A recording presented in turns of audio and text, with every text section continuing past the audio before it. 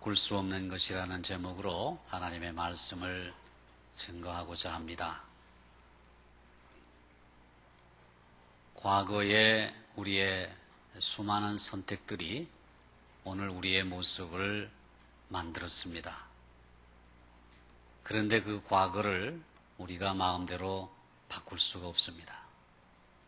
또한 미래도 우리가 예측하거나 또 우리의 뜻대로 만들 수가 없습니다.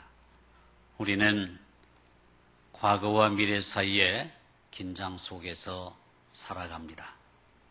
우리에게 주어진 것은 지금 이 순간의 삶뿐입니다.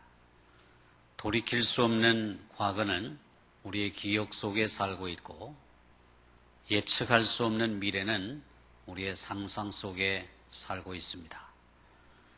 확실히 알 수 있는 것은 우리에게 주어진 지금 바로 이 순간뿐입니다.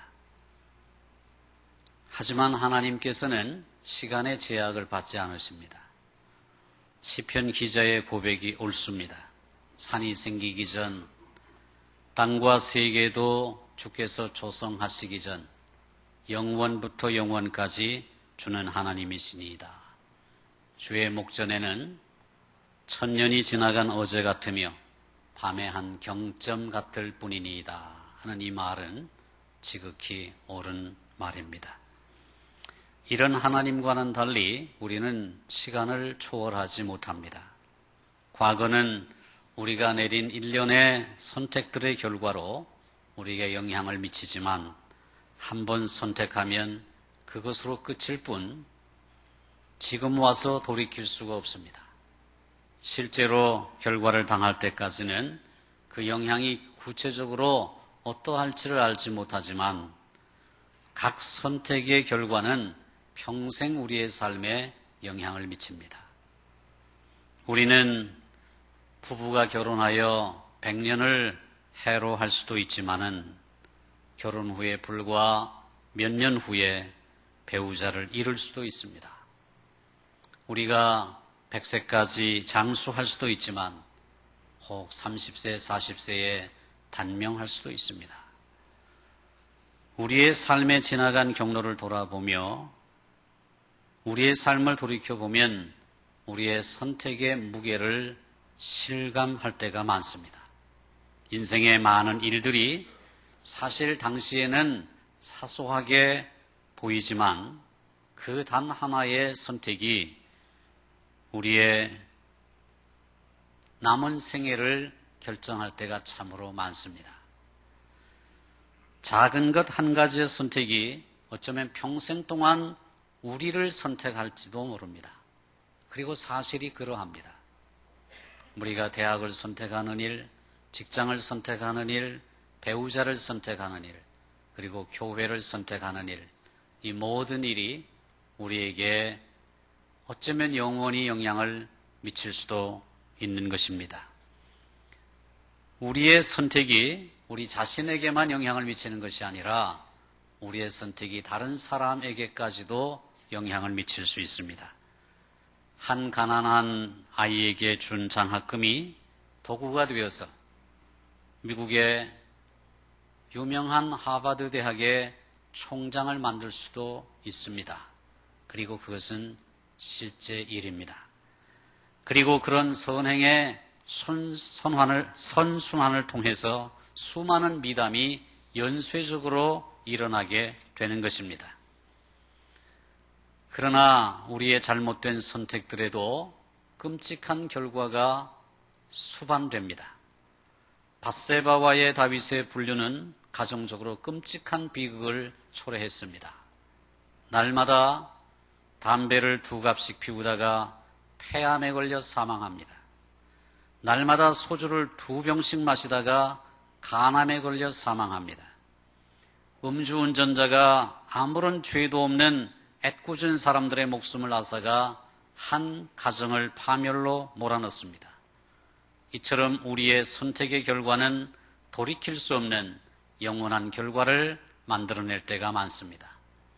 비단 가까운 과거의 일들만이 아니라 먼 과거의 일들까지도 우리에게 커다란 영향을 미칩니다.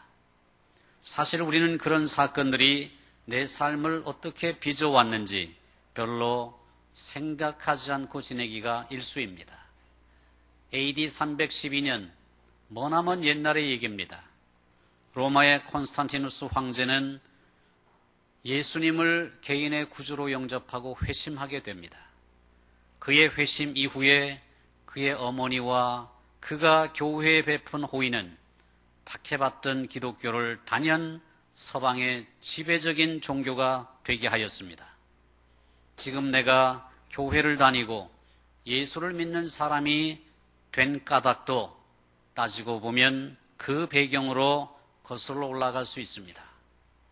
로마 카톨릭 교회의 권위에 도전한 마르틴 루터의 결단은 기독교의 분열을 촉발해 구교와 신교가 생겨났고 미국은 19세기 말 수많은 국가에 선교사를 파송하였습니다. 아펜젤로와 언더우드 선교사로 인해 한국 땅의 개신교가 전파되었고 그 복음을 누군가가 우리 이전 세대 혹은 지금 우리에게 전해 주었기 때문에 그 결과로 저와 여러분이 이 한국 땅에서 개신교인 또는 장로교인이 된 것입니다. 이런 역사가 없었다면 저와 여러분은 어쩌면 불교를 숭상하고 유교를 숭상하고 또 토종 종교라고 하는 천도교를 숭상하고 있었을지 누가 알겠습니까?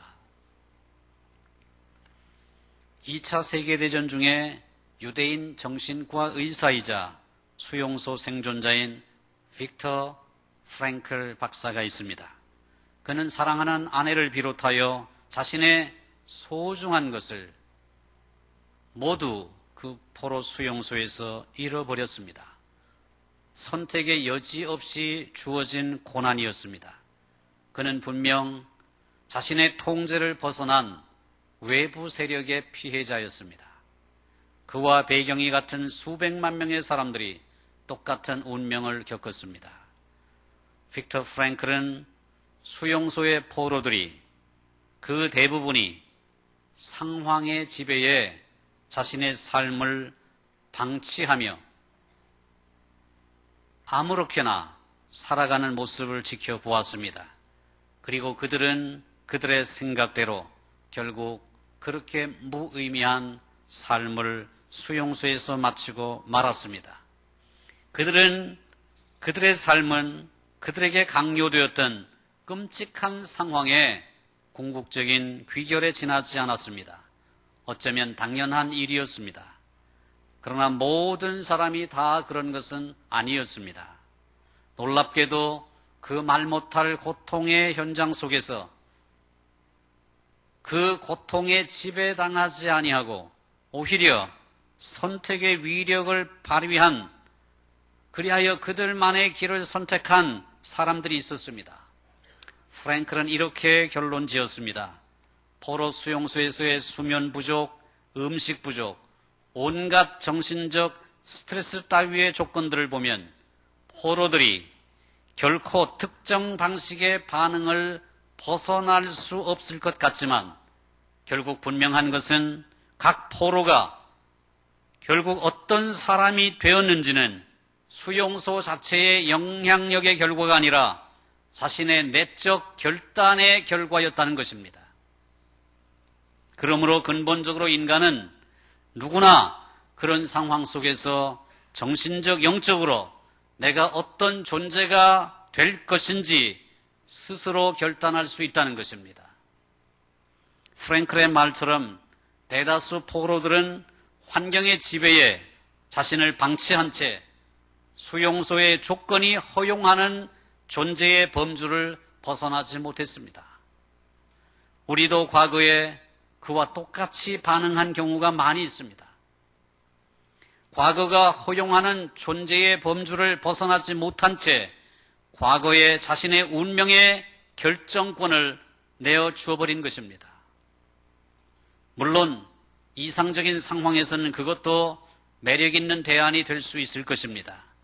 하지만 바꾸고 싶은 부분이 전혀 없을 정도로 과거의 배경이 완벽하고 이상적인 사람은 이 세상에 아무도 없습니다. 우리가 과거에 우리의 삶의 지배권과 통제권을 내어주는 방식에는 적어도 두 가지가 있다고 생각이 됩니다. 첫째는 후회하며 사는 삶입니다. 평생 한 번도 잘못된 선택을 내리지 않는 사람은 아무도 없을 것입니다. 젊었을 때 방종했을 수도 있고, 사업상 계약에 실수했을 수도 있고, 살다가 결혼 서약을 위반했을 수도 있습니다. 이처럼 인간은 어리석은 결정을 내립니다. 그리고 그것들은 깊은 후회를 낳을 수 있습니다. 성경에도 이런 후회의 이야기가 나옵니다. 전쟁 중인 어느 날 이스라엘 왕 다윗은 예루살렘에 남아 여가를 보내고 싶어하는 자기의 욕망을 만족시키기로 결정했습니다. 어느 날 오후 그는 낮잠에서 깨어나 왕궁 옥상에 올라갔습니다. 온 도시가 한눈에 내려다 보이는 곳이었습니다. 저 만치에서 한 여인이 목욕하는 모습이 보였습니다. 무척이나 아름다워 보였습니다. 욕정이 일어났습니다. 그래서 그 여자에 대하여 알아보았더니 이름은 밧세바요, 자신의 충성된 신하인 우리야의 아내였습니다. 그럼에도 불구하고 다윗은 사람을 보내어 그 밧세바를 오게 하여 강제로 동침하였습니다. 밧세바가 임신하자 다윗은 궁지에 빠집니다. 곧 다윗은 전방에서 싸우고 있던 우리야를 불러 휴가를 주면서 밧세바와 잠자리를 갖게 합니다. 그러나 우리야는 그러기에는 너무나 충성되고 충직한 사람이었습니다. 동료 군사들이 저 멀리 전방에서 싸우고 있는데 자신만 아내와 호사를 누릴 수 없었던 것입니다. 하는 수 없이 다윗은 군대 장관에게 비밀리에 전가를 보내어 우리야가 전사를 당하도록 유도합니다. 모든 것이 자기 뜻대로 되자 다윗은 밧세바를 자기 별궁으로 데려옵니다. 모든 것이 그렇게 잊혀진 것 같았으나 하나님은 알고 계셨습니다. 하나님은 다윗의 그런 행위를 결코 기뻐하지 않으셨습니다. 그래서 선지자 나단을 보내어 다윗의 죄를 지적하셨습니다. 다행히도 다윗은 자신의 죄를 회개하며 하나님의 징계를 받아들였습니다. 불륜 관계를 통해 잉태되었던 아이가 죽었습니다. 그러나 비극은 거기에서 끝나지 않았습니다.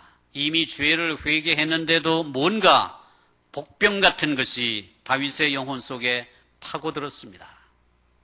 그는 지도자로서의 권위와 결단력을 잃어버렸고 아버지로서 자녀들의 삶에 관여할 권위까지도 상실해버렸습니다. 아들 암논이 이복누이 다말을 강간했을 때 아버지인 다윗은 아무런 조치도 취할 수 없었습니다. 다른 아들 압살롬이 형인 암논의 잔인한 행위에 복수하여 그를 죽이고 달아났을 때에도 다윗은 아버지로서 아무런 조치도 취하지 못했습니다. 압살롬이 아버지인 자신에게 반역하여 왕위를 찬탈하려 했을 때에도 다윗은 그와 대면하기가 두려워 조용히 도망쳤습니다. 결국 반역은 진압되고 압살롬은 죽습니다. 다윗은 슬픔을 이기지 못하여 합니다. 아들 압살롬을 잃은 아픔이 밀려옵니다.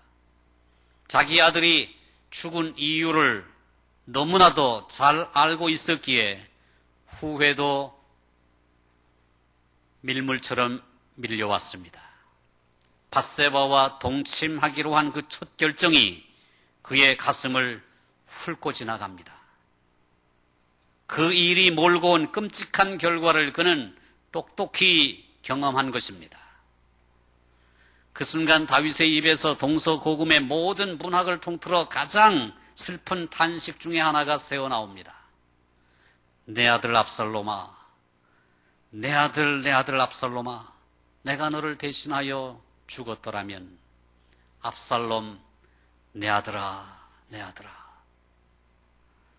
다윗의 탄식은 역사를 가로질러 지금 오늘 우리에게까지 메아리 칩니다. 오, 내 아들 압살롬아. 후회의 탄식입니다. 압살롬의 자리에 우리는 다른 이름을 넣을 수 있습니다. 다른 시간을 넣을 수 있습니다. 다른 어리석은 선택들을 얼마든지 대체할 수 있습니다. 그 탄식은 자식을 홀대하여 결국 자살로 몰아간 아버지의 입에서도 나올 수 있고, 공부를 게을리하여 법조인이 되려던 꿈을 접어버린 학생의 입에서도 나올 수 있습니다. 불법적인 뇌물을 받아 쇠고랑을 찬 고위 공직자에게서도 나올 수 있습니다. 부모의 뜻에 불순종하다가 결국은 불행을 자초한 자녀의 입에서도 나올 수 있습니다. 학창시절 열심히 공부하지 못한 후회, 너무 일에 매달리다가 가정을 소홀히 한 가장의 후회, 걸핏하면 성질을 부리고 화를 내어 사랑하는 가족에게 상처를 준 일에 대한 후회, 조금만 참았으면 좋았을 것을 그만 참지 못해 내뱉은 말로 인해 관계가 파괴되고 공동체가 힘들게 된 일들, 다시 주워 담고 싶은 말들, 잊어버리고 싶은 경솔한 짓들, 우리는 이처럼 후회할 들이 많습니다.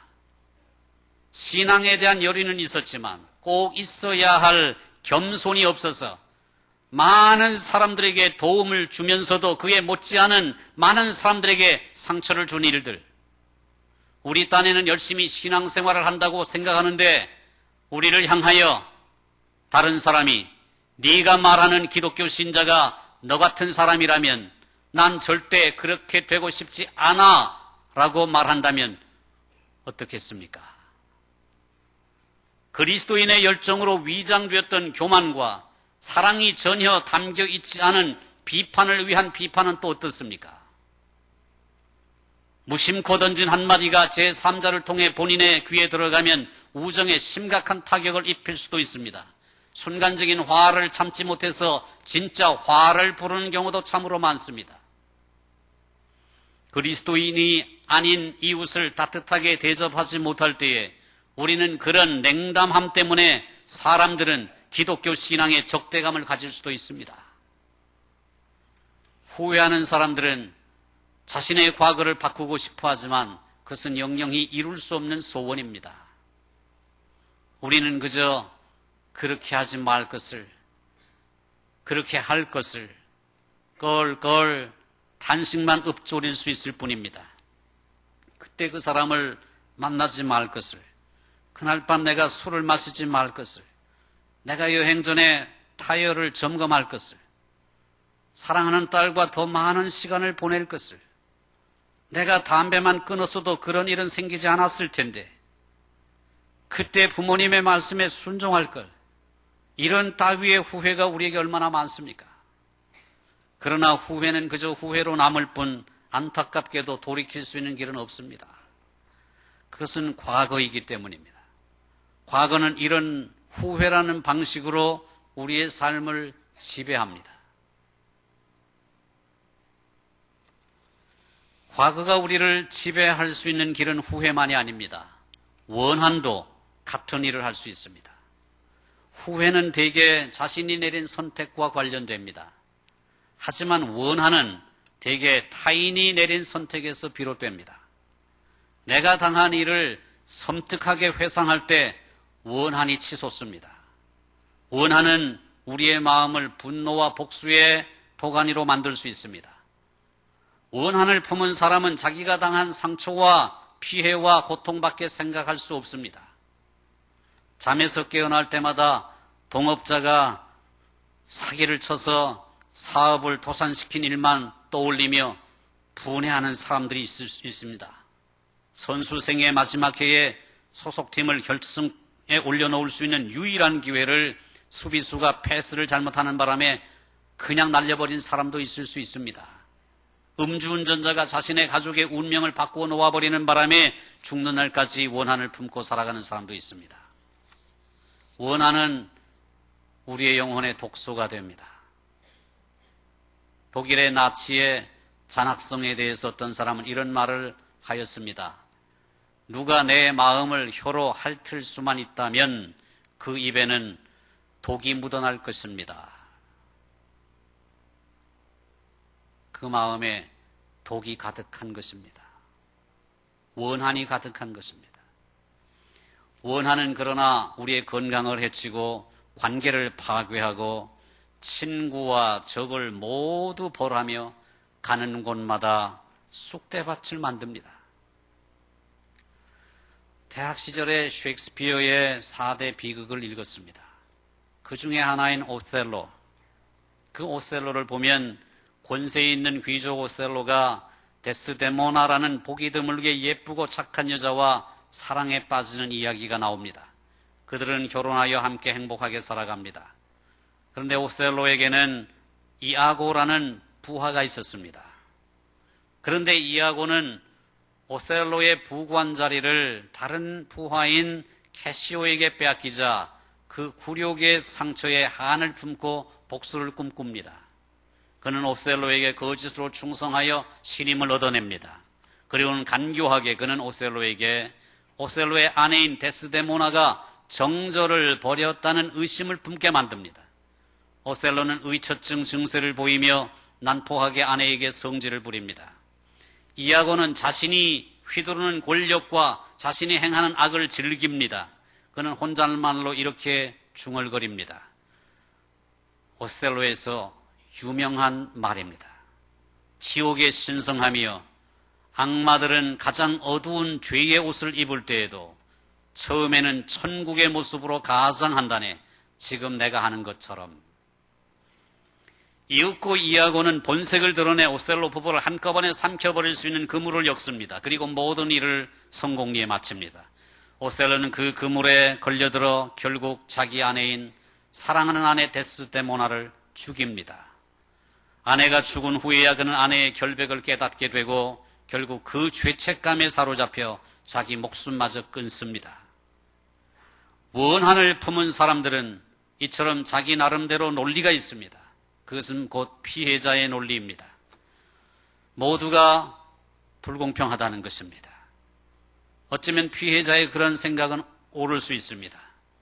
일어난 사건은 억울하고 내가 당하는 고통은 현실이며 내가 맞이한 상실은 되돌릴 수가 없습니다. 원한을 품은 사람들은 나름대로 옳고 자신이 분노를 느끼는 것도 정당하다고 생각합니다. 그리고 사실 우리 사회 전체는 지금 우리가 현실을 보면 자신을 피해자로 만드는 기술이 탁월합니다. 이유는 어렵지 않게 찾을 수 있습니다. 누구나 자신만의 경험, 자신의 경험, 그것만은 독특해 보이는 법입니다. 나만 억울하다, 나만 분하다, 나만 피해자다, 이런 생각을 갖는 것이죠. 그러나 내가 옳다고 해서 그 자체로 행복해지는 것은 아닙니다. 원한을 품은 사람들은 옳을 수 있지만 그 원한 때문에 외롭고 고독합니다. 그들은 소송을 제기해서 법정에서 이김으로 자신이 나쁜 짓의 피해자임을 만인에게 납득시킬 수는 있습니다. 그러나 내가 옳다는 것을 입증하는 것이 나의 외로움과 고립과 강박을 값으로 지불하고서라도 얻을 만한 가치가 있는 것인가 하는 것은 또 다른 문제입니다. 자신이 옳다는 것을 입증할 수 있지만 너무나 많은 것을 희생하고서 얻는 것이기 때문입니다. 그리고 그 이후에도 여전히 우리는 고통 속에 머물 수밖에 없습니다. 사실 자신의 원한을 정당화하며 보낸 시간들은 허송세월한 것입니다. 거기에 비하면 애초의 상실은, 애초에 내가 당한 피해는 차라리 무색해질 정도이기 때문에 우리는 결단코 원한을 품지 말아야 합니다. 과거 사실로 인해 원한이 우리를 지배하도록 나를 방치하는 것은 결국 나를 또 다른 피해자로 만드는 것이기 때문입니다. 사랑하는 성도 여러분, 과거를 바꾸기 위해서 우리가 할 수 있는 일은 아무것도 없습니다. 지난 일은 지난 일이기 때문입니다. 후회도 원한도 복수도 이미 일어난 일을 달라지게 할 수 없습니다. 아무리 후회해도 과거를 바꾸지 못합니다. 아무리 원한을 품고 비난하고 공격해도 이미 일어난 일은 그대로일 뿐입니다. 후회와 원한과 복수는 우리를 파멸로 몰아갈 뿐입니다. 인간은 잃어버린 시간과 그것 때문에 당한 피해로 인해 끝없이 슬퍼할 수 있습니다. 그러나 아무리 마음이 아파해도 우리는 결국 처음 그 자리를 벗어나지 못합니다. 슬픔이 아무리 깊을지라도 그 모든 슬픔이 사태를 조금 더 달라지게 할 수 없습니다.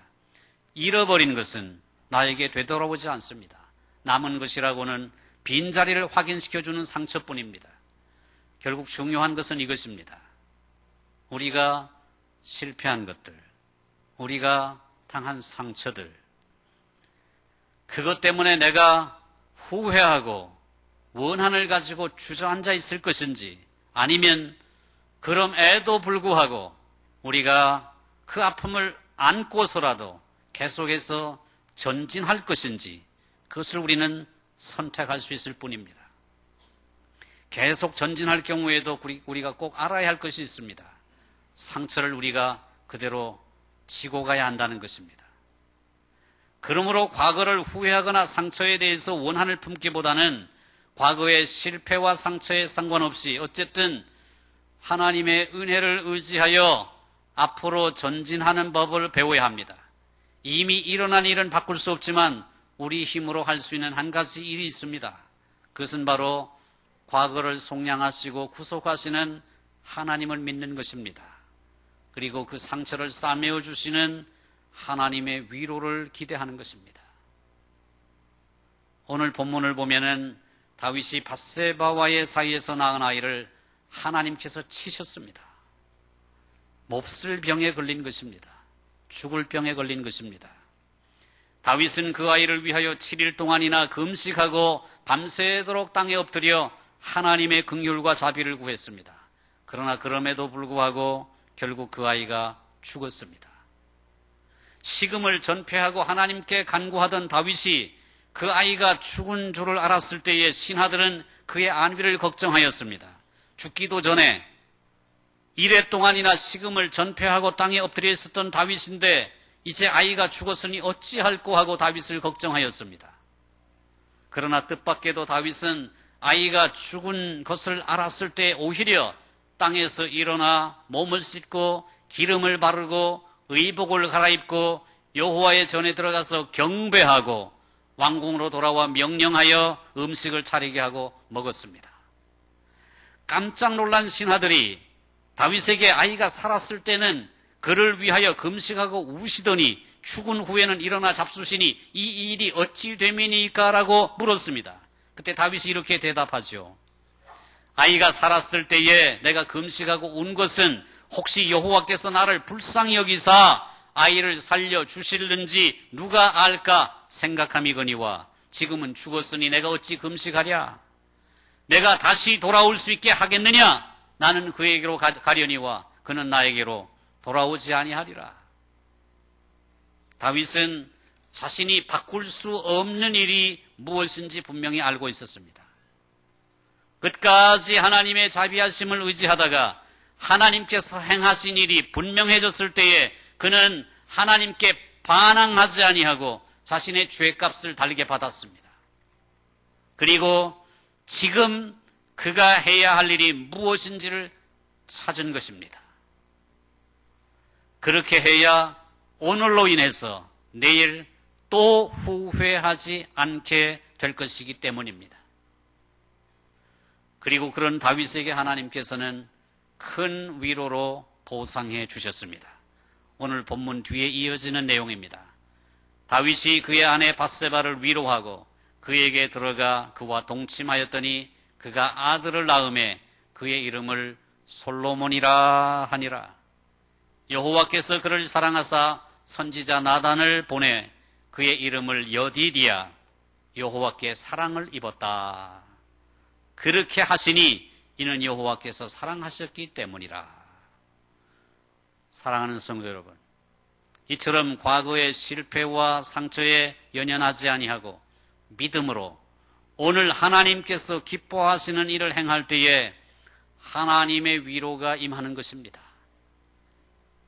과거가 오늘을 지배할 수 있습니다. 그 방식은 후회나 원한으로 나타날 수 있습니다. 그러나 후회와 원한은 하나님의 뜻이 아닙니다. 그렇게 해봐야 달라질 것이 없기 때문입니다. 오히려 우리를 또 다른 피해자로 만들기 때문입니다. 오늘은 새생명축제 D-35일 선포식이 있습니다. 전도의 기회가 주어졌을 때에 사랑하는 가족에게, 친지에게, 이웃에게 전도해야 합니다. 우리의 앞길에 또 그들의 앞길에 어떤 일이 일어날지 우리는 알지 못하기 때문입니다. 다른 실패는 보상이 가능하지만 전도하지 못하여 지옥 형벌을 받게 되면 영원히 보상할 길이 없습니다. 사랑하는 가족, 친지, 이웃이 지옥 형벌을 당하기 전에 복음을 전해야 합니다. 그리하여 후회 없는 인생을 살아야 합니다. 그것이 하나님께서 기뻐하시는 일이기 때문입니다. 여러분에게 후회스러운 일이 있습니까? 또 마음에 무슨 원한이 있습니까? 지나간 과거의 사건으로 오늘의 나를 속박하지 말고 그것이 비록 나에게 아픔을 주고 상처를 주고 또 그것이 나를 얽어매고 있다 할지라도 우리가 해야 할 일은 거기에 속박되는 것이 아니라 오늘 내게 주어진 유일한 시간을 하나님이 기뻐하시는 일에 힘쓰는 것입니다. 그러면 우리는 먼 훗날 오늘로 인하여 또다시 후회하지 않는 그런 인생을 살게 될 것입니다.